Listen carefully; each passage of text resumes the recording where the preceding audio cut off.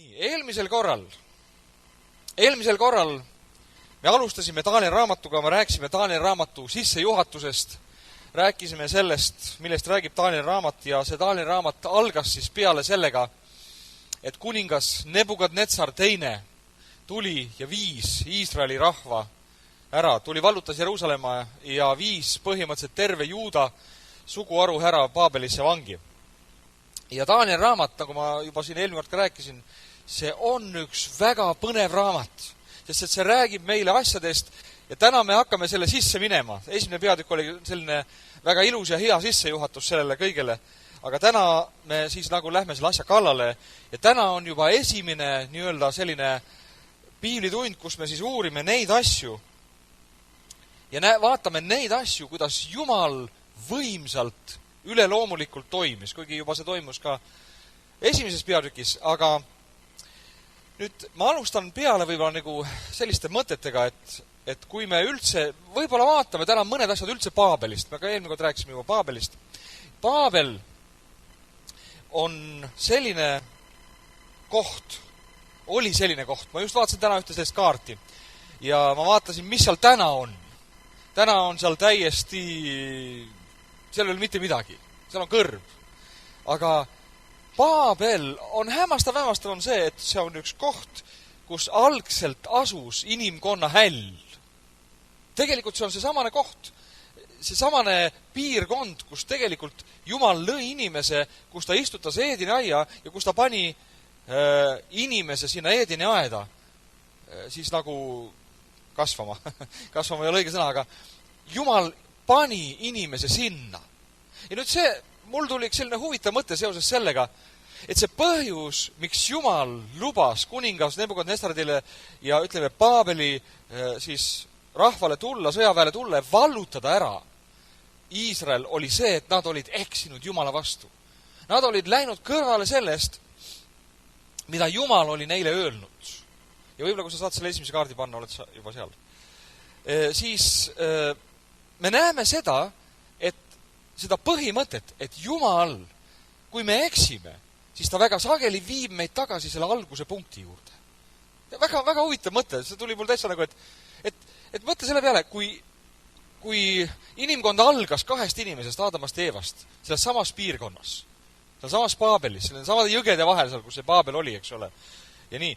Ja nüüd mõtle selle peale, see samane koht, Jumal tõi selle rahva, kes oli eksinud, kes oli läinud kõrvale, ta tõi nad tagasi sinna. Ta ütles, vaat nüüd, lähete tagasi sinna jälle. Ja nad viidi vangi sinna, nad pidid jälle, me võiksime öelda nii, nad pidid jälle alustama nullist. Ja kas see pole huvitav mõte tegelikult ka, mida Jumal vahest laseb meie elus teha, on see, et ta laseb meid tulla jälle sellesse nullpunkti meie elus. See on vapustav mõte, millega nagu täna seda piiblitundi alustada, eks ole, et kui me vahest näeme seda, kuidas Jumal toob meid tagasi jälle mingisuguse alguse juurde, nüüd siin on see kaart, kui sa vaatad seda, eks ole, nüüd siin on need jõed, on ju, ja see samane piirkond, see sama paikkond on inimkonna häll. Ja seal samas ruudu sees oli tegelikult Paabeli kuningriik. Nüüd, kui sa saad järgmise kaardi panna, siis me näeme juba siin Paabeli kuningriigi nagu piire. Nüüd, peale veeuputust elasid inimesed nii... Peale veeuputust, pane numbri järjekorras lihtsalt.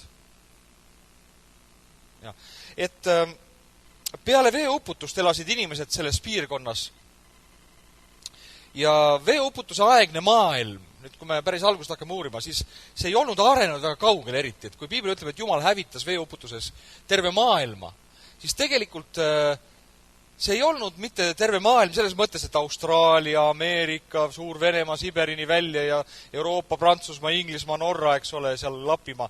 Et tegelikult inimkond ei olnud väga palju sellest piirkonnast, kus Paabel oli, üldsegi kaugemale nagu arenenudki. Neid ei olnud üldse palju inimesi tegelikult sel ajal, kui sa nii mõtled. Ja see, kui see veeuputus tuli, eks ole, see on väga spekuleeritav küsimus, et kas ta kattis terved maakerad selles mõttes, või oli ta lihtsalt, veeuputuse eesmärk ei olnud mitte maakera katta, vaid see eesmärk oli hävitada ära inimsugu peale selle 8, eks ole. Ja nüüd, kui inimesed hakkasid seal elama, tulid laevast välja, eks ole, elu hakkas jälle arenema, inimesed hakkasid kasvama või paljunema. Ja 1. Moose 11.9 me loeme seda, kuidas inimesed hakkasid tulema seal samas Paabelis, jälle seal samas piirkonnas, hakkasid tulema, nagu, jah, siin on nüüd veel parem nagu pilt sellest, Babyloonia, ja kui sa vaatad seal all, paistab ka, anna mulle seda pulti. Seal paistab ka selline punkt, nagu on Uur. Te teate, et Kalde Uur oli see koht, kus elas Abraham, vot selles piirkonnas siin. Ja kõik need inimkonna nii-öelda algused on saanud sealt alguse. Ja Abraham oli ka tegelikult Jumala jaoks üks algus. Ma räägin selle võib-olla ennem ära, kui ma selle Paabeli torni juurde jõuan. Ja Jumal ütles midagi Abrahamile väga hämmastat. Ütles, mine välja siit. Mine välja sellest piirkonnast ja mine sinna maale, kuhu ma sulle näitan. Sest siis ma teen sind paljuks, siis ma õnnistan sind. Ja teate, mis see oli? See on jälle üks võrdpilt meile täna. Ma rääkisin eelmine kord sellest paralleeltõest ja spiraaltõest, eks ole. Kui sina oled Paabelis, siis sina ei saa olla õnnistatud seal. Jumal ütleb, sa pead välja minema. Esimene asi, mida sa pead tegema, sa pead välja minema Paabelist. Kui Jumal ütles, et mine välja Abrahamile, siis hakkavad sind õnnistused tabama, eks ole. Ja kui ta läks, eks ole, läks selle maale, siis Jumal hakkas teda õnnistama. Ja nüüd Paabel, kui sa loed ilmutuse raamatut, siis ilmutuse 18. peatükk räägib Paabelist. Kirjuta see omale üles. 18. salmist edasi. See räägib Paabelist kui selle maailma riknenud süsteemi võrdpildist. Ja ta ütleb sealsamas selle sama lause, minge välja Paabelist. Ja tegelikult me teame, et see Paabel on nüüd saanud nagu selle maailmasüsteemi võrdpildiks. Ja samamoodi meie ka kristlastena või ütleme inimkonnana üldse, me ei saa olla õnnistatud, kui sa oled Paabelis. Sa pead sealt välja minema. Sa pead minema sinna maale, sinna kohta, kuhu Jumal sind saadab ja näitab, siis me saame olla õnnistatud, eks ole. Eks ole hämmastavad tõed, need on nagu mitu sellist asja nagu jookseb, aga see mõte on nüüd väga huvitav. Nüüd inimesed elasid selles piirkonnas peale veeuputust. Me loeme 1. Moose 11. peatükis, kuidas jälle nende selline enesekindlus ja jumalatus hakkas kasvama ja nad hakkasid ehitama lõpuks torni.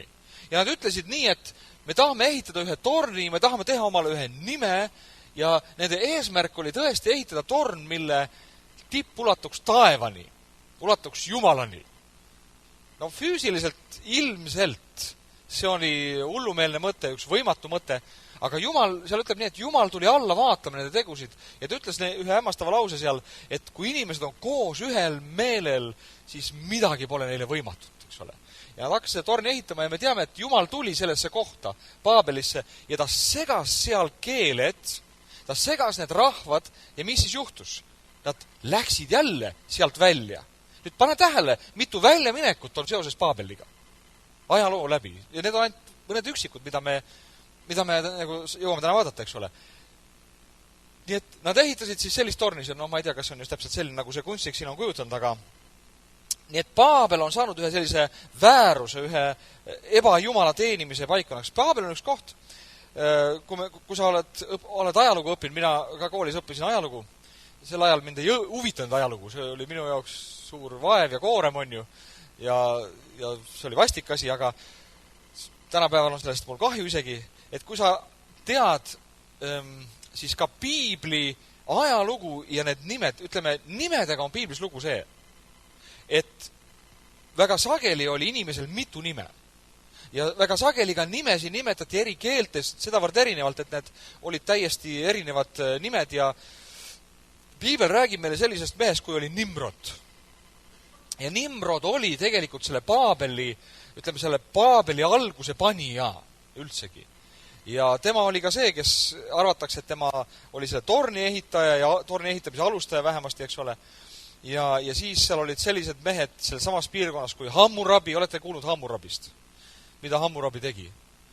Hammurabi oli esimene mees, kes rajas teda koodeksi, mida nimetatakse ajaloostena Hammurabi koodeksi, ehk siis teiste sõnadega esimene inimeste vaheliste suhete ja nii-öelda esimene seaduse koodeks oli Hammurabi koodeks, eks ole. See on ka lähtunud Paabelist, seal samast piirkonnast. Siis me teame sumeritest, eks ole, olete kuulnud. Sumerid oli üks rahvas, kelle kiilkirjas savitahvlit siiamaani seal kaevatakse ja leitakse ja siis selle järgi on tegelikult, ütleme, nemad kirjutasid kõik väga hoolega üles, õieti sinna tahvli peale siis õieti, eks ole. Ja sellest tahvlitest on ka väga palju leitud nagu sellist ajaloolisi sündmusi ja sellepärast on terve selle piirkonna nagu ajalugu selline üliväga vana ajalugu nagu tänapäeval kajastatud ja dokumenteeritud lause, eks ole. Aga see on hämmastav, et piibel nagu väga kinnitab kõike seda ja need kõik, mida ka ütleme, arheoloogilised väljakaevamised leiavad välja, need lähevad täpselt kokku sellega, mida piibel räägib. Nii et see on siis inimkonna sümboliks. Eelmine kord me rääkisime siis Jeruusalemma vangi viimisest, see oli aastal 587 enne Kristust. Ja kui sa aastaarvudest midagi üles kirjutad, ma arvan, et see on väga oluline aastaarvu üles kirjutada vahest ja meelde jätta. Millal elas Daniel ja nii edasi, eks ole, ja kõik need asjad, eks ole. Nüüd, Daniel, nagu me rääkisime, ta elas väga pikalt. Ta elas vanaks meheks. Ja kuigi tema elu lõpupoole juba Jumal vabastas tema rahva Paabeli orjusest ja nad läksid tagasi, siis Daniel ometi ei läinud. Ta jäi sinna Paabelisse kuningakotta. Ja kui sa vaatad Danieli elulugu, siis tema eluaja jooksul toimusid meeletud muutused. Me võiksime Danielit ja tema sugupõlve ka võrrelda võib-olla isegi meie sugupõlvega. Mõtle, mida meie oleme oma sugupõlve jooksul näinud. Me oleme näinud suuri impeeriumid kokku varisemas, eks ole. Selline, kui nagu Nõukogude Liit on kokku varisenud, on ju. Ja mõtle, Daniel nägi oma eluaja jooksul väga sarnast asja. Ja rohkem veel, tema ise profeteeris seda. Kuningale, me loeme selle, või tuleme selle teema juurde mõni piiblitund hiljem. Kuningale, kelle suurel peol ilmus üks käsi seina peale ja kirjutas ühe kirja ja kedagi ei leidnud, kes seda kirja oskaks lugeda ja siis jälle nad leidsid üles Danieli kuskilt. Ja Daniel siis seletas ära selle kirja tähenduse ja ütles selle kuningale, eks ole, et sind on ära kaalutud ja leitud kerge olevat ja sinult võetakse see kuningriik ära. Ja teate, mis juhtus? See ei juhtunud mitte 10 aasta pärast, 20 ega 70 aasta pärast, vaid see juhtus sel samal öösel. Nii et see kuningriik vahetus, Paabel hävis ära ja tema asemele tuli Meedia-Pärsia kuningriik. Nii et see oli tohutu muutus. See oli võrrelda võib-olla tänapäeval tõesti sellise, võib-olla Nõukogude Liidu lagunemine on tõesti väga võrreldav sellega. Ma arvan, et tolle aja maailmas see võis isegi olla suurem poliitiline muutus. Nii nüüd, kui me jõuame Danieli teise peatükki, nüüd teema piibel lahti Danieli teisest peatükist, nüüd me jõuame ühe väga huvitava loo juurde. Danieli teine peatükk hakkab meile rääkima kuningas Nebukadnetsarist ja ta hakkab rääkima tema unenäost. Ja siin ütleb nii, loeme üks. Ja kuningas Nebukadnetsari teisel valitsusaastal nägi Nebukadnetsar unenäo ja ta vaim muutus rahutumaks ning tal läks uni ära. Nüüd Nebukadnetsar tõusis troonile pärast oma isa Nebopolsari surma aastal 605 enne Kristust siis, eks ole. Väga hea meelde jätta, et umbes, pane järgmine slaid, 605. Ja see oli tegelikult väga huvitav, et troonile asumise aastat ei loetud kunagi kuninga valitsuse nagu aastaks. See tegelikult tema õige nagu valitsusaasta oli 603. Ja nagu tänu just nende Sumeri ja nende kiilkirjadele ja kõikidele terve piirkonna harjumusele dokumenteerida kõiki, on täpselt isegi kuupäevaliselt teada. Ma ei hakka täna teile neid asju tooma, selleks võib-olla liiga pikaks. Kuupäevaliselt on teada, millal Nebukadnetsar teine vallutas Jeruusalemma. Kuupäevaliselt on teada, millal ta Egiptuse vallutas. Kuupäevaliselt on teada see. Et see on nagu väga huvitav. Nii, siin ütleb nii, et ta, võib-olla ma ütlen nagu mõne asja veel temast, eks ole. Siin ütleb niisi, et ta nägi unenägu ja vaim tema sees muutus rahutuks. Siin on üks magav Nebukadnetsar. Ja see unenägu hakkas teda vaevama. Ja see vaevas teda selliselt, et ta võttis midagi väga huvitavat ette selle asjaga. Nüüd me jällegi näeme siin piiblis selliseid huvitavaid nagu tõdesid seda, et kui vahest Jumal kõneleb meile, et kui see asi on vahest Jumalast meie elus, siis see asi ei jäta meid rahule. Et kui sinu elus on midagi toimunud või juhtunud, see on üks kord, võib-olla sa oled näinud mõne unenäo või või ma ei tea, ja see on sul homme meelest läinud, siis tõesti unustas ära, et see oli ja tuli ja läks. Aga kui midagi sinu elus juhtub ja see hakkab sind nagu vaevama, just sarnaselt selle Nebukadnetsari unenäole, ja ta ei saa nagu rahu ja see vaim tema sees muutus rahutuks, nagu siin ütleb, eks ole, siis see on üks märk sellest, et selle taga võib olla täitsa Jumal. Ja nüüd, kui me siit hakkame edasi lugema, võib-olla lihtsalt järjest loeme niisi ja siis vahepeal peatume ja jälle loeme. Kuningas käskis, siis teine salm, kutsuda ennustajaid ja nõidu posijaid ja kalde tarku, et need seletaksid kuningale ta unenäo. Ja nad tulid ning astusid kuninga ette. Ja kuningas ütles neile, ma nägin unenäo ja mu vaim on rahutu, püüdes seda unenägu mõista, või üks piiblitõlge ütleb, püüdes seda unenägu mäletada. Mõned ka piiblitõlged nagu vihjavad sellele, et ta nägi seda unenägu, aga ta nagu unustas ära selle. Aga see unenägu iseenesest jäi teda vaevama. Noh, ma ei tea, see ei olegi nagu kõige olulisem asi siin, eks ole. Aga mis on oluline, siin on üks väga oluline asi teises salmis. Siin ütleb, ta käskis tuua Kaldea tarku. Nüüd me teame, et Kaldea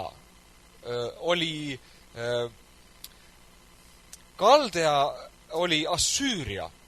Assüüria oli üks suur, selle kohta ei saaks öelda impeerium, aga ta oli üks väga suur riik. Ja assüürlased, eelmine kord me rääkisime sellest, mäletad, olid need, kes viisid ära Iisraeli ülejäänud suguharud üle 100 aasta ennem siis, jah. Viisid ära, nüüd kui sa saad selle Assüüria kaardi panna.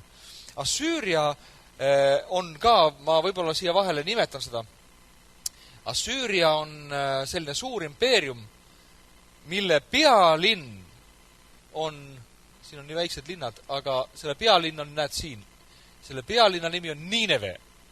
Kellel ütleb midagi Niineve? Nii, milline raamat tuleb sulle meelde seoses Niinevega? Joona raamat tuleb meelde Niinevega. Vaadake, kus see on. See on siin.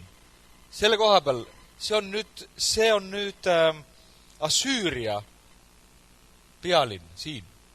Ja nüüd, kui sa vaatad, kui ma nüüd vihjan siin Joona raamatule vihjasin, siis Joona elas kuskil siin. Nii. Ja nüüd Jumal ütles Joonale nii. Joona, võta kätte ja mine Niinevesse. Ehk siis võta siit jalad selga ja mine siia. Teate, kui palju sinna maad oli? 500 miili umbes. Ehk siis, no ikka pikk maa. Selle aja kohta see oli väga pikk maa. Mine Niinevesse, et kui sa nagu loed piiblit ja ei mõtle selle peale, kui sa ei vaata kaarti, siis jääb siuke mulje, et mine istu Türi bussi peale ja sõida Türile. Ja mine Türi kogudusse räägi neile midagi seal. aga see tähendaks tema elus võib-olla selline reis, aastate pikkust reisi, et üldse kohale jõuda. Ja teiseks, see oli jube praadimine tema jaoks, et minna nii. Ja tema otsustas siis nii, et istus laeva peale hoopiski siit ja läks hoopiski siiapoole kuskil. Nii et see on nüüd teine raamat ja teine lugu. Aga ma tahtsin selle Niineve tuua välja sellepärast, et just kuningas Nebukadnetsari isa, see Nebupolsar oli see mees, kes hävitas ära vot selle impeeriumi.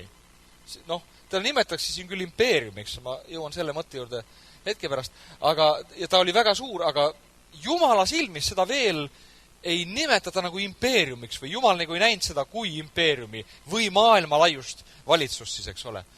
Ja tema vallutas ära ja tema ajal hakkas alles tekkima nüüd uus ajastu. Me jõuan selle asja juurde hetke pärast ka. Okei, kuidas me nüüd siia jõudsime, ma ei mäleta täpselt. Aga nüüd nii. Kuningas käskis kutsuda kõik targad enda juurde. Kalde targad, nad olid kalde rahvusest. Need olid just Assüüri rahvust. Ja arvatakse ka, et tegelikult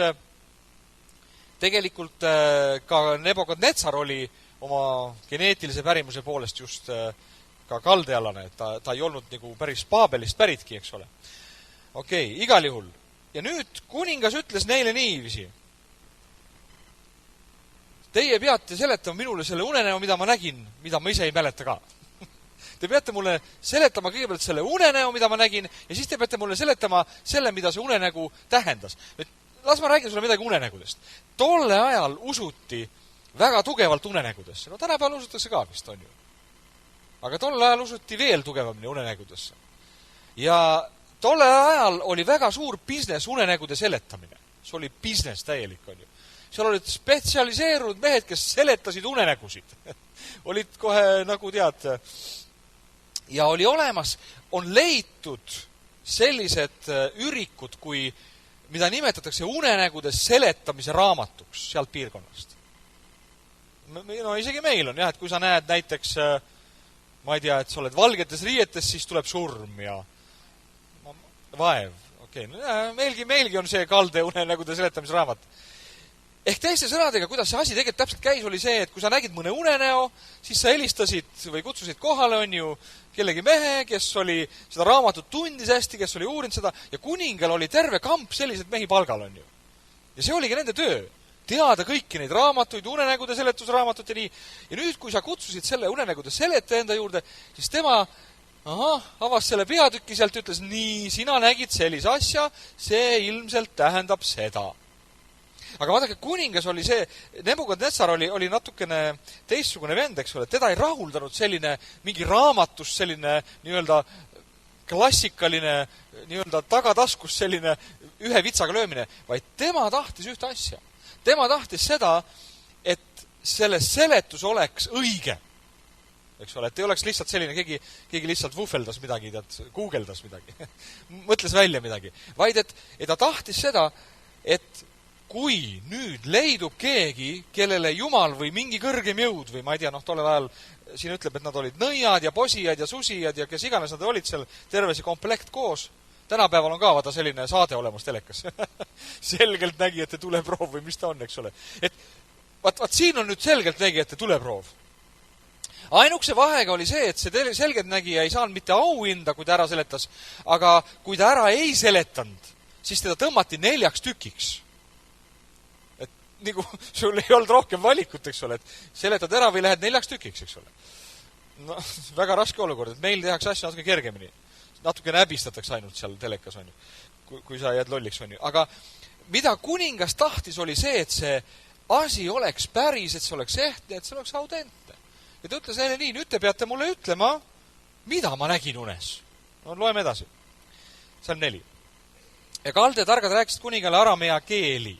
Nüüd ma teen siin pausi, vaat sellest punktist peale, kus ütleb, ja kalde targad rääkis kuningale aramea keeli, selle raamatu keel muutub aramea keeleks, ehk teiste sõnadega siiamaani see raamat oli heebrea keeles.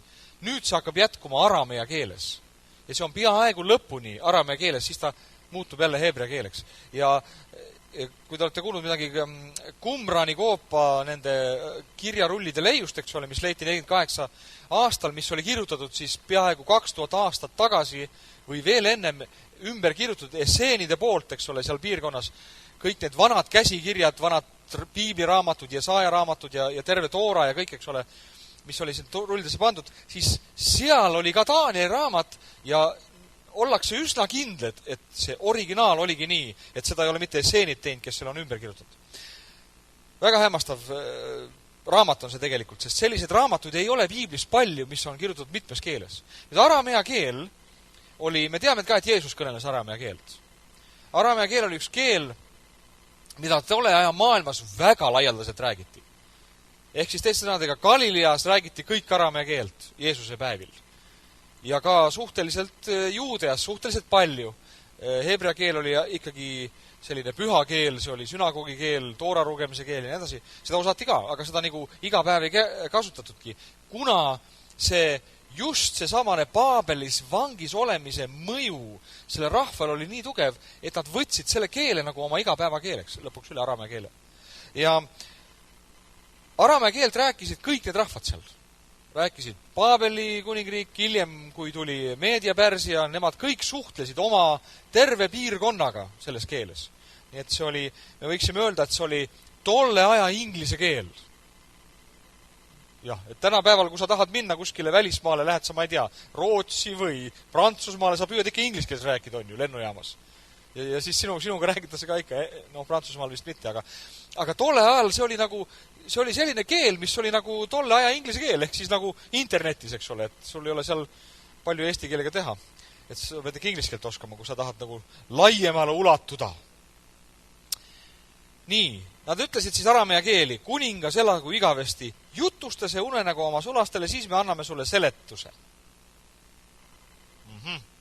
Nii et ennustajad lootsid seda asja hõlpsasti lahendada, eks ole, kuningas räägib neile unenäo, nemad siis lihtsalt, igaüks siis mõtleb midagi, et mina arvan, et see tähendab seda, teine, ja võib-olla see on see, ja siis nad nii-öelda panevad need vastused kokku, segavad nagu läbi ja siis võtavad keskmise välja, sealt viskavad kuningas, ma arvan, et see tähendab seda, on ju. Et nad olid kindlasti meistrid selle peale, et oma hea soe koht kuninga palees jõukonnas säilitada ja lihtsalt selline poliitiline seisukoht. Aga kuningas ütles neile nii salm 5. Ta ütles kaldetarkadele, minu sõna on kindel, kui te ei tee mulle teatavaks unenägu ja selle tähendus, siis raiutakse teid tükkideks ja teie kojad tehakse rusuhunnikuks. Aga kui te teete mulle teatavaks unenäo ja selle tähenduse, siis te saate minult ande ja kingitusi ning suurt au. Sellepärast andke mulle teada unenägu ja selle tähendus. Nad vastasid teist korda ja ütlesid, kuningas rääkigu unenägu oma sulastele, siis me anname sulle tähenduse teada. Ja kuningas koos isegi ütles, ma mõistan tõesti, et te tahate aega võita, sest te teate, et minu sõna on kindel. Et kui te ei tee unenägu mulle teatavaks, siis on teie kohta ainult see üks otsus. Te olete nõuks võtnud minu ees rääkida valelikke ja tühiseid sõnu, kuni ajad muutuvad. Nüüd pane tähele, nad täpselt teadsid, kuidas profeteeringut tõlgitseda, eks ole. Ega tänapäeval ka mõned on siuksed venad, eks ole. Nad ütlevad, ma olen prohvet, on ju, ja siis, no mis prohvetlik sõna sul on? Mine edasi ära, mine tagasi ära, vaata paremale ka vasakule. No võin ka nii profeteerida, eks ole. Ja mõned on siuksed venad, et nad lihtsalt segavad vett, aga tahavad tähtsad olla, on ju. Kaldetargad olid samasugused venad. Nii et maailmas ei ole mitte midagi uut. 2600 aastat on läinud mööda, asi on ikka samasugune. Okei. Nii, ja nüüd targad siis ütlesid salm 10 nii kuningale. Nad vastasid nagu ütlesid, ei ole maa peal inimest, kes suudaks kuninga soovi rahuldada, sest ükski suur ja vägev kuningas ei ole küsinud niisugust asja üheltki ennustajalt, nõialt või kaldetargalt. Ja asi, mida kuningas küsib, on nii raske ja ei ole muid, kes suudaksid seda kuningale seletada kui jumalad, kellede eluase ei ole inimeste juures. Nüüd pane tähele, nemad olid nõiad, see tähendab, nad ütlesid, et me oleme meediumid, me oleme ühenduses vaimsete jõududega, vaimumaailmast me ammutame informatsiooni. Ja nüüd tuli selgeks, tegelikult need olid täielikud vuflid. Ja tegelikult on sama tänapäeval ka. Paljud, kes 99%, ma ütlen kohe julgesti, kes ennast nimetavad kellekski targaks või ennustajaks või vaimseks või midagi, nad lihtsalt on vuflid. Nad pidid ise ka tunnistama seda. Meie ei saa seda teha ja meil ei ole võimu. Ainult Jumal võib seda teha. Okei, aga kas siis te ei tunnegi Jumalat või? No tuleb välja. Nüüd tuli välja. Nüüd ujus see tõde pinnal, eks ole. Ja vaata, et Jumal laseb vahest sellised olukordi tulla, kus vahest need võltsid nagu tulevad ilmsiks. Kes kogu aeg üritavad ennast teha tähtsaks ja Jumal laseb vahest tulla olukordi, kus need asjad paljastuvad. Amen. Nii et tänu Jumalale selle eest. Nii et kõik see, mida nad ka minevikus olid kuningale rääkinud, eks ole, see kõik oli üks jama. Aamen, tänu Jumalale tõe eest. Nüüd Jumal hakkas tõde esile tooma. Selle peale kuningas ägestus, salm 12, ja vihastas ning käskis hukata kõik Paabeli targad. Kui käsk oli välinud, et targad pidid tapetama, siis otsiti ka Danieli ja tema seltsilisi, et neid tappa. Nüüd Danieli kohta arvatakse seda, et tollel ajal, me teame, et Daniel oli ühes sellises valmistusest, ta oli ikka noormees, arvatakse, et ta võis olla sellel ajal umbes 18-aastaline, täisealine, aga ta võis olla ikkagi selline noormees veel. Ja siis Daniel pöördus targalt ja arukalt kuninga ihukaitsepealiku Arioki poole, kes oli läinud Paabeli tarku tapma ja sõnas ja ütles Ariokile, kuninga pealikule, mis pärast see valikäsk on välinud kuninga poolt. Siis Ariok andis teada Danieli asjaolu. Daniel läks sisse ning palus kuningat, et temale antakse aega tähenduses seletamiseks. Nüüd, siin me loeme välja, et ka Daniel, kuna tema oli ka arvatud nii-öelda nende tarkade hulka, eelmine kord me vaatasime seda, et tema oli siis, nende tarkust arvati või leiti kuninga poolt 10 korda suuremaks kui muudel tervel sellel kambal, eks ole. Nii et ilmselt, kuigi nad võisid olla ka veel sellel ajal kuskil sellise õpilase staatuses, aga nad olid juba nii-öelda, kuidas öelda, kõik talendikonkursid kinni pannud ära terves riigis, eks ole. Kuid ette, väga kõvad mehed, aga siiski nad olid veel algajad ikkagi nagu oma vanuse ja kogemuste poolest, eks ole, ja ka neid pidi tabama nagu sama saatus. Nüüd, miks Danieli vastus nagu erines selle tarkade ja nõidade vastusest? Danieli vastus nagu erines selle poolest, et ta ei hakanud nagu vabandama ega otsima selliseid alternatiive, et nagu ka väga sageli inimesed tänapäeval üritavad vabandada, et oi, no see on üsna võimatu asi, seda ei saa ja see on nii.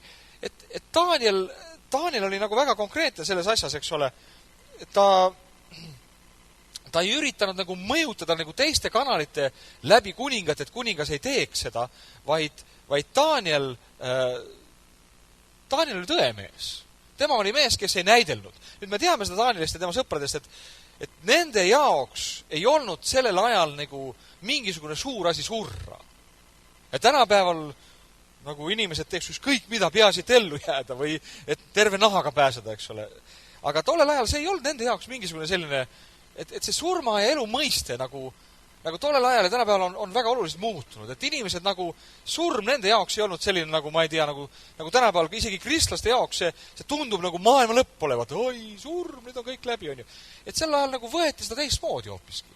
Võeti nagu selliselt, nagu see tegelikult on. Et see on ju tegelikult, kui sa elad oma elu õieti, eks ole, siis surm sinu jaoks ju tegelikult ei tähenda muud kui üleastumist ühte teise sfääri ja isegi, kui me piibli alusel seda loeme, siis sa astud ühte paremasse kohta tegelikult, kui sa täna elad, on ju, amen. Et nende jaoks ei olnud nagu see küsimus, et Daniel ei hakanud nagu oma nahka päästma, eks ole, oma pead päästma, vaid tema tahtis ühte asja, et kui Jumal, keda mina teenin ja armastan, Jumal, kes on tõesti elav Jumal, eks ole, nüüd toob selle asja esile, siis juhtub midagi suuremat kui ainult see, et meie nahk pääseb. Et saate aru, mis kogu selle asja nagu mõte on see, et me peaksime olema sama hoiaku kui Daniel. Et me ei peaks üritama elada oma elu nii, et oma nahka päästa või et meil parem oleks või soojem koht oleks või nii, vaid elada nii, et Jumala tõde tuleks ilmseks ja esile. Salm 15.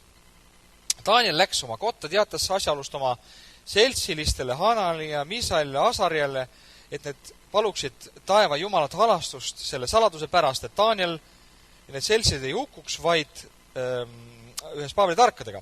Siis ilmutati saladust Danielile öises nägemuses ja Daniel kiitis taeva Jumalat. Daniel hakkas kõnelema ja ütlema, Jumala nimi olgu kiidetud igavikust igavikuni, sest temal on tarkus ja võimsus, tema muudab aegu ja aastaid, tema tagandab kuningaid ja tõstab kuningaid. Tema annab tarkadele tarkust ja mõistlikele mõistust. Tema paljastab sügavused ja saladused. Tema teab, mis on pimeduses ja tema juures elab valgus. Sinu vanemate Jumalat ma kiidan ja ülistan mina, et sa oled andnud mulle tarkust ja väge ja et sa nüüd oled teinud mulle teatavaks, mida me sinult oleme palunud, oled kuninga asja teinud meile teatavaks. Nüüd, Daniel oli veendunud, nüüd ta oli julge. Nüüd ta oli täis julgust ja nüüd ta selles julguses läks Arjoki juurde, Salm 24. Tema läks Arjoki juurde, kelle kuningas oli pannud Paabeli tarku hukkama ja ta tuli ja ütles temale nõnda. Ära hukka Paabeli tarku, vii mind kuninga ette, ma seletaksin kuningale tähenduse. Pane see järgmine pilt. Okei, väga hea. Nii, väga hea. Siis kuningas Kostiising ütles Danielile, kelle nimeks oli Beltsasar nüüd. Ta oli andnud teise nime, nagu me siin eelmine kord ka vaatasime, kõikidele nendele Hebrea poistele. Kas sina suudad mulle avaldada mu nähtud unenäo ja selle tähenduse? Daniel vastas kuningale, ütles, saladust, mille kohta kuningas küsib, ei suuda kuningale seletada ei targad, ei nõiad, ei ennustajad, ei täheteadlased, aga taevas on Jumal, kes paljastab saladusi ja tema ilmutab kuningas Nebukadnezaril, mis tulemisel päevil sünnib. Su unenägu ja nägemused su peas, kui sa voodis olid need. Sinul kuningas tõusid voodis üles mõtted selle kohta, mis tulevikus sünnib ja tema, kes paljastab saladuse, ilmutab sulle, mis sünnib. Ja minule on see saladus paljastatud mitte minu tarkus läbi, kui mul olekski seda rohkem kui muil elavail, vaid sellepärast, et selle tähendus saaks kuningale teatavaks ja et sa mõistaksid oma südame mõtet. Nüüd pane tähele, jälle seesama mõte, eks ole. Et Daniel nagu ütleb, et mitte sellepärast, et mina oleksin parem, vaid Jumal tahab sinule öelda neid asju nüüd. Vaata, kui huvitav. Jumal tegelikult tahab neid asju tuua esile inimestele, mis hakkab sündima. Et meie vahest tahame nagu Jumala kätt väänata, et Jumal meile ütleks seda. Tegelikult see asi ei ole nii. Jumal tahab meile neid asju anda teada, et meie teaksime, aga neid asju, mida me vajame teada. Meie tahame teada asju, mida ei ole vaja teada. Näiteks loteriinumbreid. Sul ei ole vaja teada lotonumbrid. No, nüüd kõik ütleksid, aga miks mitte, ma ei võiks võita 16 miljonit eurot. Sellepärast, et Jumal tahab, et sa homme ka oleksid tema juures ja mitte ei läheks ära. Sellepärast, et see 16 miljonit viib sind eemale Jumalast, kui sa ei ole nii tugev, et sellega hakkama saada. Ja siis Jumal tahab ilmutada neid asju, mis tuleval päeval sünnib. Nüüd loeme lihtsalt veel edasi mõned salmid siit. Sina kuningas nägid ja vaata üks suur kuju. Ja selle hiilgus oli erakordne. Seisis su ees ja su ees ja selle välimus oli hirmus. Kuju pea oli puhtast kullast, ring ja käsivared hõbedast, kõht ja riiad vasest, sääred rauast, jalad osalt rauast ja savist. Sa vaatasid, kuni üks kivi käteabiti lahti murdus ja lõi kujule vastu jalgu, mis olid rauast ja savist ja purustas need. Siis purunesid üheskoos raud, savi, vask, hõbe, kuld ja said aganete sarnaseks suviselt reha aluselt. Tuul viis need ära ja neist ei leidnud jälgegi. Aga kivist, mis oli tabanud kuju, sai suur mäng ja täitis kogu maa. Nüüd kujud ette, siin on kirjutatud 106 sõna, ma lugesin ära. Ja nende 106 sõnas on terve maailma ajalugu kuni lõpuni välja. Kuni mööda sellest ajast, kus me täna veel isegi elame. Vau! Vot nüüd see asi läheb põnevaks. Kujutad see ette, eks ole, aastal 2600, või tähendab, 2006 aastat tagasi, 603 aastat enne Kristust, see on isegi nüüd juba rohkem, kui see, näidati ühele kuningale ja antis seletus ühele prohvetile sellest, mida terves maailmas hakkab toimuma. Okei, väga üldiselt küll. Ja me võiksime nüüd öelda tegelikult, nagu ma siin juba alguses ka mainisin, et sellest hetkest peale algas maailmas üks uus ajastu, täiesti uus ajastu. Ja me võiksime seda nimetada maailma impeeriumide ajastuks. Sellest ajast peale on maailmas eksisteerinud impeeriumid, mis valitsevad suur jagu maailma, mis dikteerivad maailma sündmuseid. Ja nagu siin võib-olla mõni ütleks ka, et aga kuidas siis Egiptusega on, et kas see nagu ei olnudki siis impeerium või nagu me siin eespool vaatasime, eks ole, et kas Assüüria ei olnudki impeerium. Ilmselt Jumala silmis nad ei olnud impeeriumid. Nad olid küll väga võimsad, riigid, rahvad, aga nad ei olnud selles mõttes nagu maailma mõjutajad ja valitsejad, eks ole.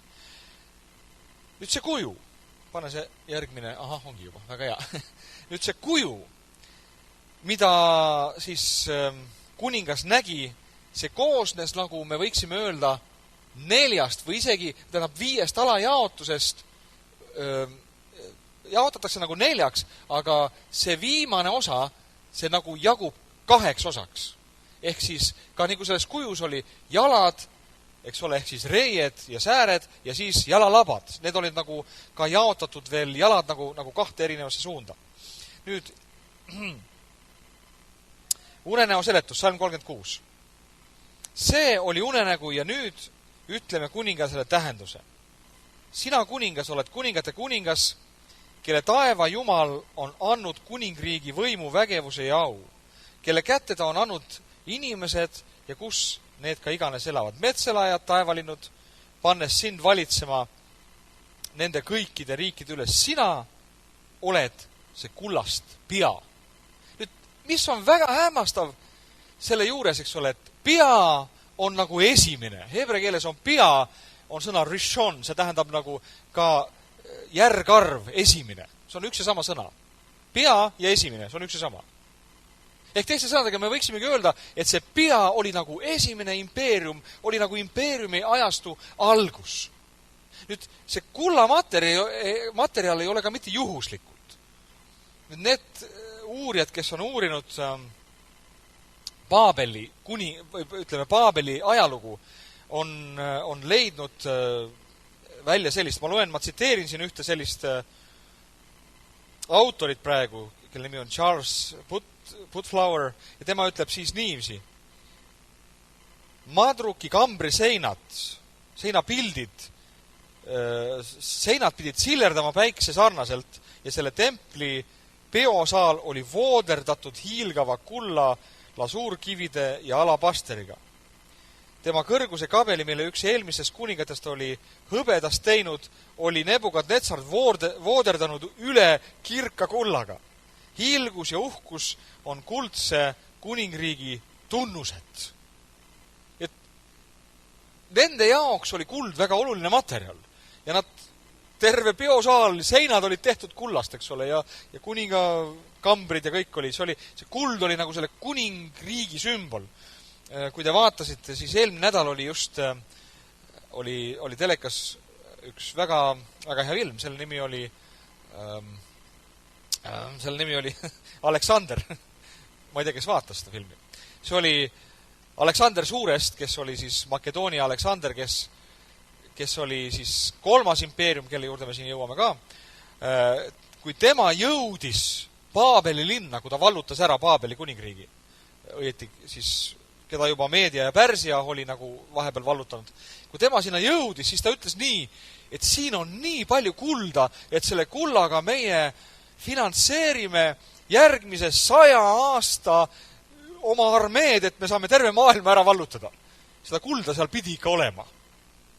Et väga huvitav, et see kuld oli nagu selline sümbol, aga see, mis oli nüüd hämmastav sellest, on see, et see profeteering või see unenägu, mida anti aastal 603 enne Kristust, oli selles hetkes, kus oli ainult olemas see pea.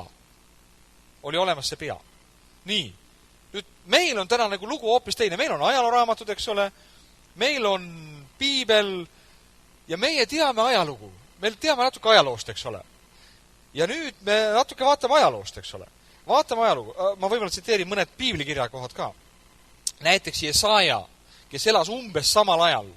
Jesaja elas ka kuskil 600 aastat enne Kristust. Ja Jesaja ütles niiviisi siis kaldealaste kohta või siis selle Paabeli kohta. Nende kuningriigi ehteks on kuld. Ja ta ütles niiviisi Jesaja 13:12. Mina teen inimesed kallimaks puhtast kullast. Jälle, pane tähele, et see Jesaja isegi ka, see kuld oli selle ajastu nagu selline nagu valitsev teema. Oluline teema. Nii et Paabel oli esimene kuningriik. Nii, nüüd edaspidi hakkas see asi minema ainult nii, et Daniel seletas asju, mida ta ei teadnud. Ja tead, mis on Danieli raamat veel huvitav, et me jõuame nende asjade juurde nagu järgmistes tundides, on see, et need samu asju, mida me täna vaatame siin ühes koos. Jumal kordas 3 korda üle, ühe raamatu jooksul, erinevatel võrdpiltides, eks ole. Nii et teha neid asju kindlaks. Sa tead, et Jumala üks põhimõtteid ja raudprintsiipe on see, et kui Jumal midagi ütleb, siis ta ütleb seda 2 või 3 korda. Siis see asi on kindel. Jumal ei ütle kunagi ühte asja niisi, moka otsast natukene ja siis sa pead arvama, et ei tea, kas see nüüd on nii või ei ole nii või mis see on, eks ole. Jumal ütleb ühte asja, mis on kindel 3 korda. Ja ta kordas seda Danieli raamatus 3 korda, seda sama põhimõtet. Ja me tuleme selle kuju juurde tagasi hiljem ka. Aga ta rääkis seda sama põhimõtet ka erinevate printsiipide ja põhimõtetega. Nii, salm 39. Aga sinu järel tõuseb teine kuningriik, väiksem kui sinu oma. Ja veel 3. kuningriik, vasest, mis valitseb üle kogu maa. Nii, nüüd me jõuame järgmise selle kohani ja see on siis õlad ja käed ja kõht, eks ole. Nüüd selle materjal oli hõbe. Ja hõbe tähendaski seda, et see samane nii-öelda selle impeeriumi muutumine sellest kullast hõbedaks toimus Danieli eluajal. Me loeme sellest, kuidas see käsi ilmus sinna seinale, kuidas kuningas Beltsasaar oli siis valitsemas ja kuidas järgmisel ööl tulid kaldelased ja meedlased tulid ja vallutasid ära selle Paabeli suure auhiilgava riigi. Nüüd, miks selle sümbol oli hõbe? Öeldakse, et Paabeli riik oli väga tugev ja tema oli nagu ka mitte ainult kuldne nagu füüsilises mõttes, aga ta oli ka, nagu me siin alguses vaatasime, üks maailma 7 imest muuseas on pärit ka sealt. Ja see on need samad rippuvad aiad, mis see pilt siin alguses oli sul, vaata, pane korra tagasi. Nebukadnetsar oli muuseas ka kõva ehitaja, nii nagu ka Herodes teine. Ja tema ehitas siis sellised aiad, mis olid nagu niiviisi erinevate tasemete peal, rippuvad aiad ja seda nimetatakse siis püramiidide kõrval ja kõik need maailma suured imed, mis on olnud 7 ajaloo maailma suurimaks imeks. Nii et see on muidugi ammu hävinud, aga seda on nagu ajaloost välja loetud ja kaevatud, eks ole. Nii, nüüd kui me selle kuju saame tagasi sinna pildi peale. Hõbe on teisejärguline materjal, see ei ole nii väärtuslik ja see ei ole nii hea. Hõbe on just sellepärast, et Meedia-Pärsia kuningriik ei olnud selline nii hästi organiseeritud riik, nii hästi korraldatud riik, eks ole. Nad olid lihtsalt väga suured vallutajad, eks ole, ja tulid ja vallutasid ja lihtsalt nii-öelda algas väiksema või vähem tähtsama kuningriigi ajastu. Hõbe kuningriik, eks ole. Sõna hõbe on ka väga huvitav sõna, et see sõna hõbe tähendab ka kaldea keeles ja heebrea keeles mõlemad on üks ja sama sõna, see on kesef. See tähendab raha ja see tähendab hõbedat. Nii et see oli selle kesefi hõbeda ajastu, mis ei olnud nii oluline, aga me loeme seda, et Küüros oli siis Meedia-Pärsia suur valitseja ja kuningas, eks ole, ja ta oli väga kuulus kuningas, väga suur mees, aga ometi tema ajastu ka lõppes ühel hetkel. Ja teate, mis siis juhtus? Vaat siis juhtuski selle, millest ma rääkisin. Tuli üks kange mees, kelle nimi oli Aleksander. Ma julgustan sind väga, ma ei tea, kus sa selle filmi kuskilt kätte saad, aga seal filmis on muidugi väga palju selliseid ebameeldivaid asju. See kujutab Aleksander suurt homoseksualistina, see on väga vaieldav küsimus, kas ta oli seda või olnud, eks ole, see oligi see küsimus. Aga Aleksander Suur oli nii kõva mees, et tema sai kuningaks päris teismeeas peaaegu, kui tema isa tapeti, mõrvati, eks ole, ja seda arvati ka, et seda tegelikult Meedia-Pärsia siis kuningas nagu maksis kinni selle või kuidagi moodi organiseeris selle, eks ole. Ja sellepärast ka Aleksander oli nii vihane selle Meedia-Pärsia peale, et tema otsustas ära vallutada selle, maksta kätte selle kuningale. Ja Aleksander Suur oli nii kõva mees, et 20-aastasena ta vallutas ära Egiptuse. Kujutad see ette? Tema oli nii kõva, tema oli sellise visiooniga mees, on ju. Et tema läks, on ju, ja 20-aastaselt teda krooniti Egiptuse vaaraoks.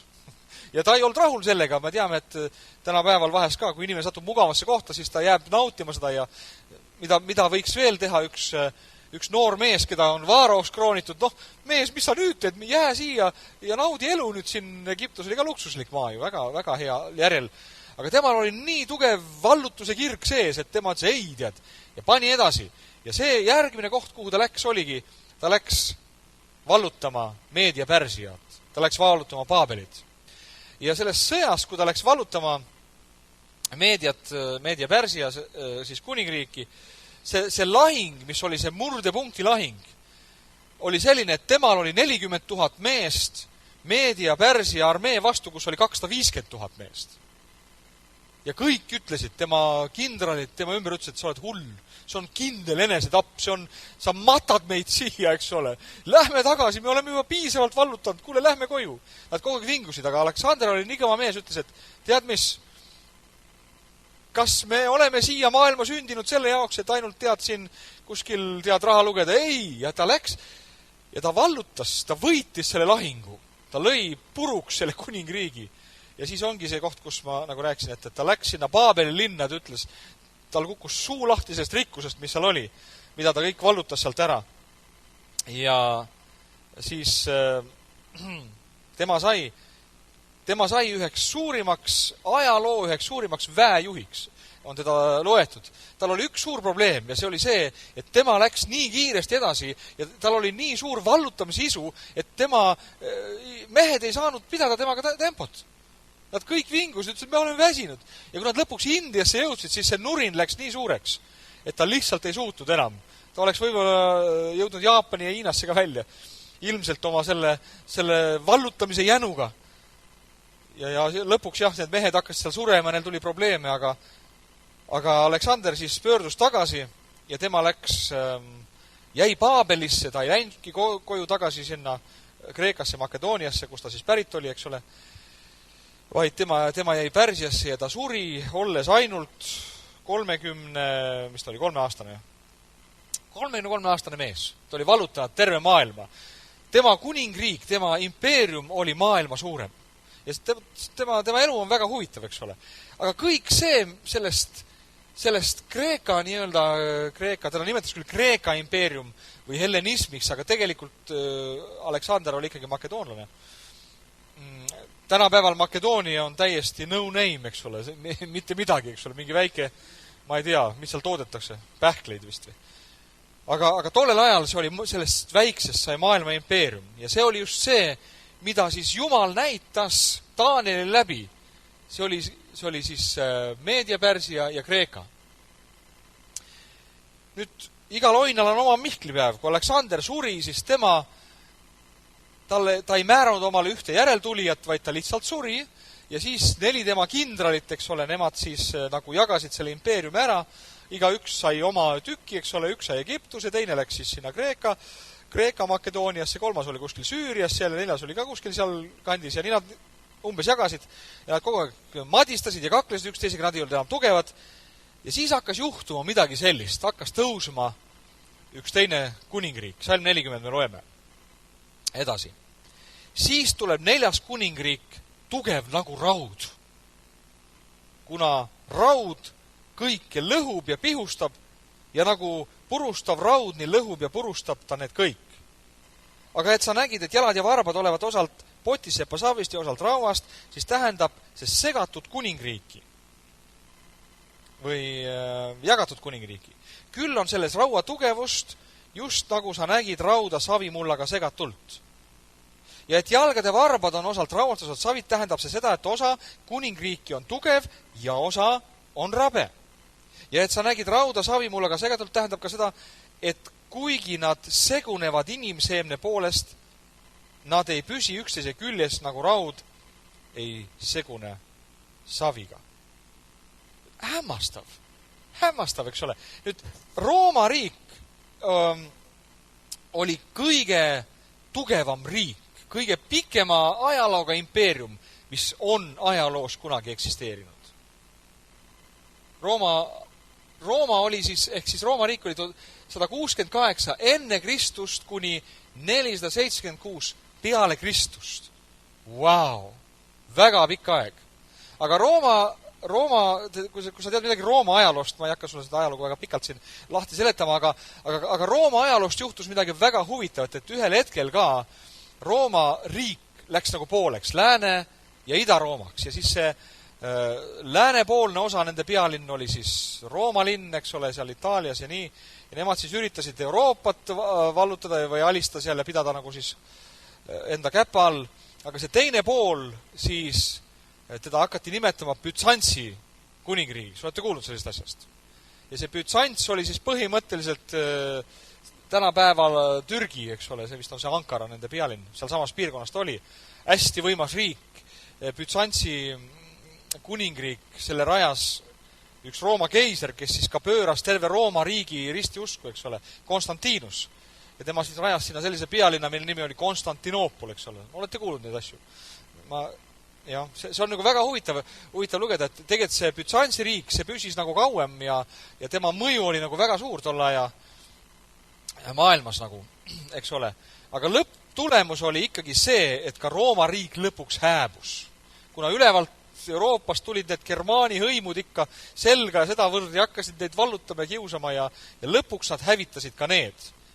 Ja nüüd juhtus midagi väga huvitavat. Nüüd me oleme juhtunud ühte kohta, kus me võiksime öelda nii, et nüüd need 4, nagu on olnud, eks ole, pea, õlad ja siis see, ma ei tea, puusad või tagumik, mis koht see on, keskkoht ja jalad, need on ära olnud ja kõik.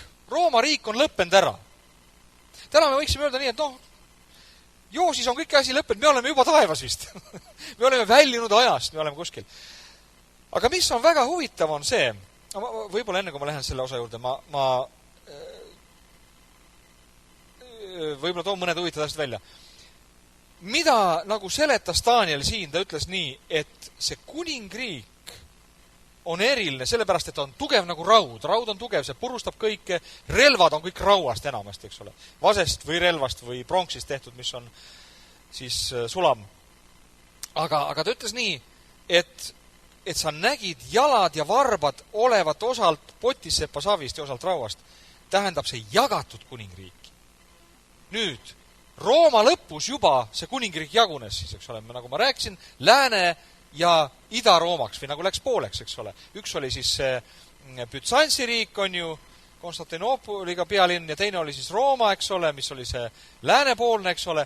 Ja kui me vaatame siis inimese keha, siis see jaguneb ka lõpuks all ju 2, on ju. Et see on väga huvitav, et see profeteering nagu läks juba täide juba sellel ajal, et see nagu jagunes 2.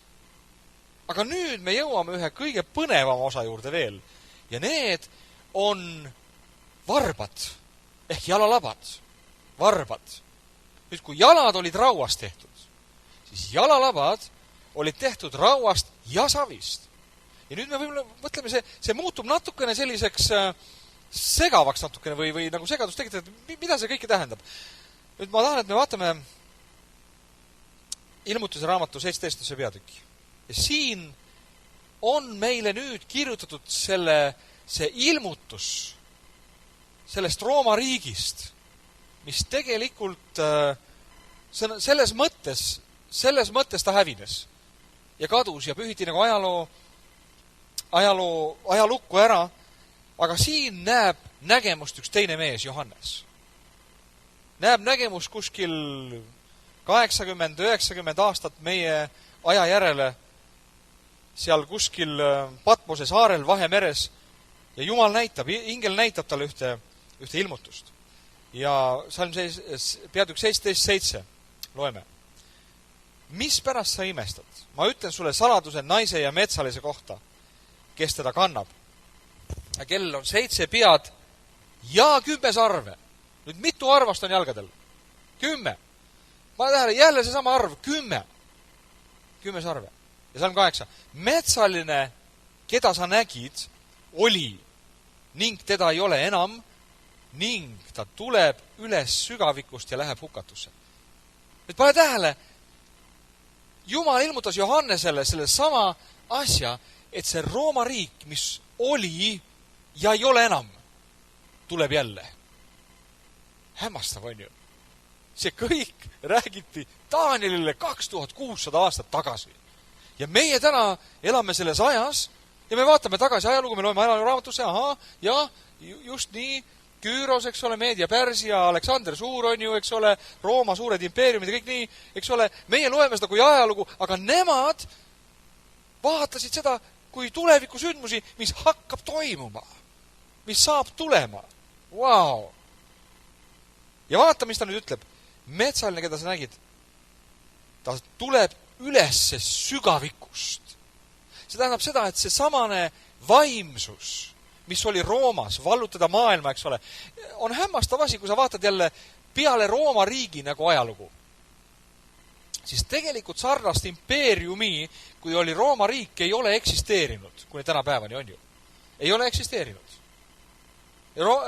Rooma oli viimane nii-öelda maailma valitseja, kes nii-öelda pani paika terve maailma asjad, eks ole, sealt kõik maailma valitseti.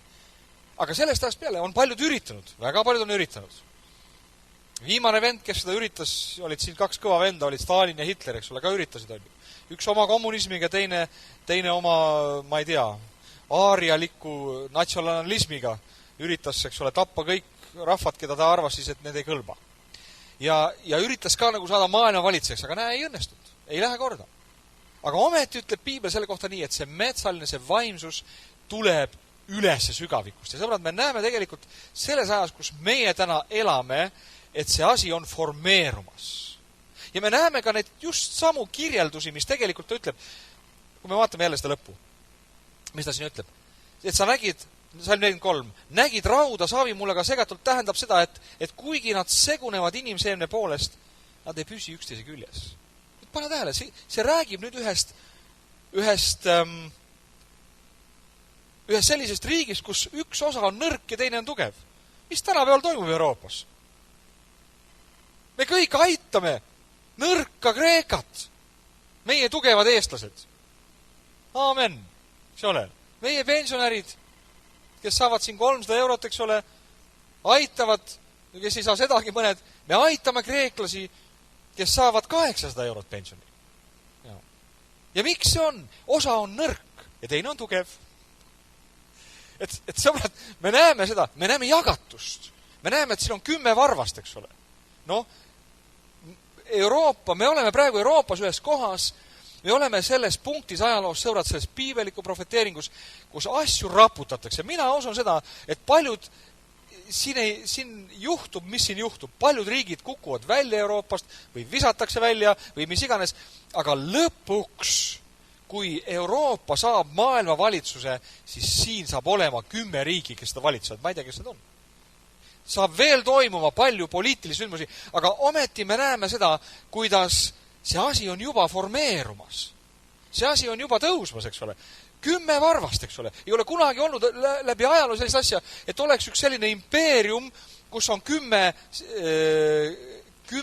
varvast või ehk siis, varbad on nagu kõik enam-vähem võrdsed, eks ole. Üks on suur, on ju. Saksamaa on suurem kui, võib-olla meie oleme see väike varvas siis, eks ole, ma ei tea. Läti on siis see teine varvas, eks ole. See pikk Peeter võib-olla on, ma ei tea, Itaalia hästi pikk, või kuidas iganes seda seletaks, aga Jaapan. Aga me näeme seda, et see idee ja põhimõte on sama. Me oleme segatud kokku kellegagi. Me oleme ühes liidus koos kellegagi. Ja sellist asja pole olnud kunagi. Kui tollel ajal, kui sa vaatad, kui Paabel oli võimul, siis oli Paabel võimul. Paabeli rahvas oli võimul ja ülejäänud olid kõik alamad. Kui oli Meedia Pärsia võimul, siis nemad olid valitsejad, ülejäänud olid kõik alamad. Kui Kreeka tuli võimule, siis Kreeka tõi oma kultuuri, hellenismi üle terve maailma. Tänapäevani on, me käisime ühes kohas Türgis, eks ole, sa näed seal hellenismi märke, on ju, eks ole.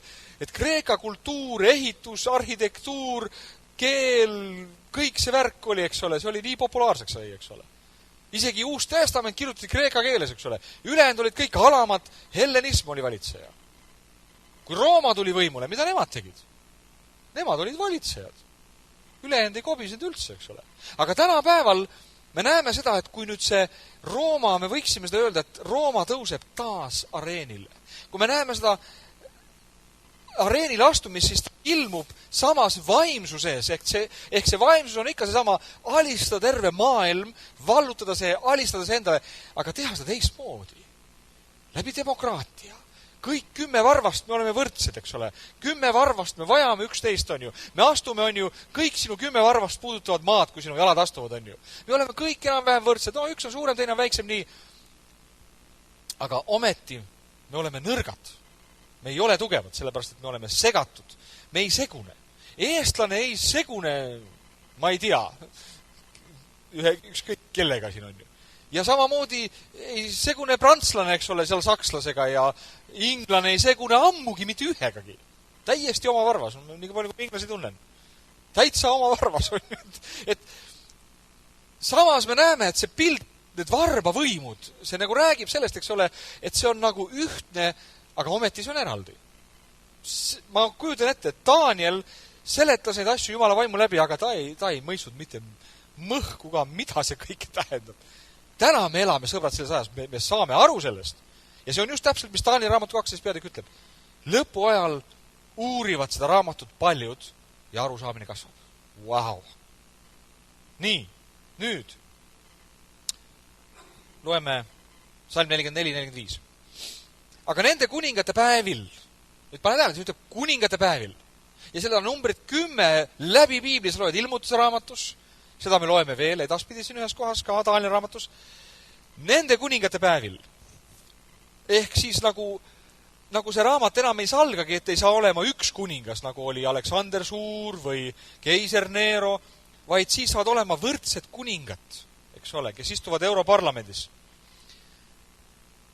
Mis jääb aga nende kuningate päevil püstitab taeva Jumal kuningriigi, mis jääb igavesti hävitamatuks ja mille valitsust ei anta teisele rahvale.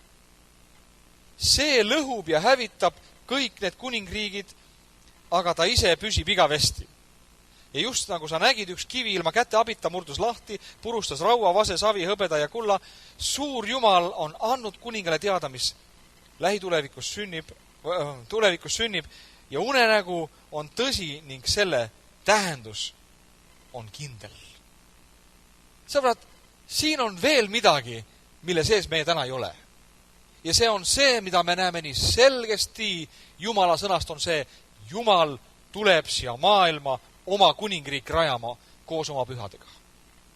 Ja see piibel ütleb nii, kõik need impeeriumid, kes on olnud ja valitsevad ja kes saavad veel olema, mida me saame veel nägema, need kõik hävitatakse. Ma tähele, see võrdpilt räägib ühest kivist, mis murdub lahti ilma kätte abita. Ülejäänud kõik impeeriumid on ehitatud inimese käe abil, inimese jõu abil.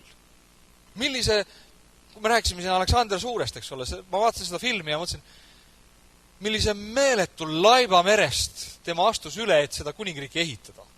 Milline meeletu, kui palju suri inimesi lihtsalt haigustesse, kui palju suri sõdades, eks ole, ja mis iganes, eks ole, selle. Nüüd üks asi juhtub, mida Jumal teeb ilma inimese abita. Ilma selleta, et inimene midagi siin, suurt korda saadaks. Jumal tuleb ja teeb selle asja. Ilma käte abita. See nagu räägib meile seda, et see asi toimub ilma kätte abita. Ja viimane lõpp on selles. Siis kuningas Nebukadnetsar langes silmini maha, pane järgne, ehk siis viimane.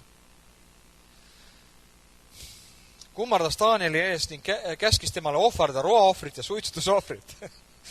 Ning kostis ning ütles Danielile, see on tõsi, et teie Jumal, pane tähele, ta ütleb, meie Jumal, ta ütles, teie Jumal on Jumalate Jumal ja kuningate issand ning saladuste paljastaja, sest sina suutsid selle saladuse paljasta. Nüüd laud pöördus ümber, on ju.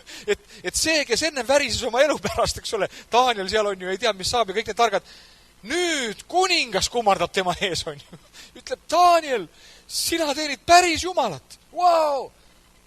Ja ta ütles nii, seal 48. Kuningas ülendas Danieli ja andis temale palju suuri ande ning pani tema valitsejaks üle kogu Paabeli linna ja ülem eest seisjaks kõigile Paabeli tarkadele. Salm 49. Ja Daniel palus kuningat, et see seadis Sadraki, Mesaki, Abednego valitsema Paabeli linna üle, aga Daniel jäi kuninga hoovi. Me võib-olla ei kujuta ette, millised meeletud kõrged positsioonid need olid. Need ei olnud mingisugune, ma ei tea, firma boss või midagi. See oli maailma impeerium. See valitses maailma. Ja nüüd need mehed jäid valitsema tervet seda riiki, jäid nii-öelda kuningad paremaks käteks, eks ole. Milline meeletu ülendus see tegelikult toimus. Ja mille pärast? Kui me jälle võtaksime selle asja kokku, tõmmaksime joone alla, siis me võime öelda seda. See juhtus sellepärast, et üks mees otsustas panna oma pea pakule. Ta oleks võinud põgeneda kuskile ära, eks ole. Peita oma identiteedi ja kuskil elada seal kõrbes oma elupäevad lõpuni. Aga ta otsustas minna ja teha midagi. Ta otsustas palvetada. Need mehed otsustasid paastuda, öelda, Jumal, me vajame seda teada. Me vajame teada, et tead, sinu au tuleks esile ja kuningas näeks ka, et sina oled Jumal. Ja see juhtus. Amen. Nii et siit on nagu selline meeletu õppetund meile sellest raamatust, et kui meie otsustame nagu Jumalast kinni hoida, siis Jumal teeb suuri asju siin maailmas. Me vahest ütleme, et see maailm on nii patune ja paha ja rikutud ja siin on seda ja teist. Kui me vaid teaksime, mis Paabelis oli. Kui rikutud see oli. Me ei kujuta ette, kui rikutud see oli. See oli nii rikutud, et seal ei olnud kohta, mis ei oleks olnud rikutud. See kuningas oli nii julm, me ei kujuta seda ette. Sa kujuta ette, eelmine kord, kui me vaatasime seda lugu, kuidas ta tuli ja vallutas ära Jeruusalemma ja siis ta võttis kinni kuningas Sitkia. Ja ta tappis tema silmade all tema kõik pojad tema suguvõsa. Ja sel järel ta torkas tema silmad pimedaks. Kujuta ette kuningat. Kujuta ette. Viimane asi, mida ta nägi oma silmadega, enne kui need pimedaks tehti, kuidas tapeti tema pojad ära. Et see kuningas oli nii õel ja nii kuri tegelikult. Ta oli nii täis alastamatust ja kõike seda, eks ole. Aga kuidas Jumal võis pöörata tema südame äkki ümber, et hakkas ülistama Jumalat ja Taanile ette kummardama, eks ole. Ma usun, sõbrad, et Jumal võib meie maailmas teha samasuguseid imesid. Meie läbi. Amen. Ta on kutsunud meid seda tegema. Halleluja. Täname Jumalat. Tänu sulle, Isa, selle sõna eest. Tänu sulle selle eest, et sa tahad meid julgusta. Selle kirjakoha läbi, Isa, mida sa oled meile täna siin ka ette toonud ja selle raamatu sõnumi läbi, mida sa oled siia pannud kirja. Jumal, me oleme täna õnnistatud. Me näeme seda, kuidas sina oled meile teada andnud asju ja milles me täna võime elada, mida me täna võime näha, neid sündmused, mis maailma ajaloos ka on lahti rullumas. Isa, tänu, et me võime olla ühes julges ja rõõmsas meeles selle üle, et me täna võime olla vankumatud oma usus sinusse. Tänu sulle selle eest, Isa, me kiidame sind, anname sulle austust ja täname sind igaühe eest, et see sõna võib jääda meie sisse ja see jänu ja igatsus ka uurida neid asju võib kasvada meie eludes ja meie südametes, Isa. Jeesuse võimsal nimel. Amen.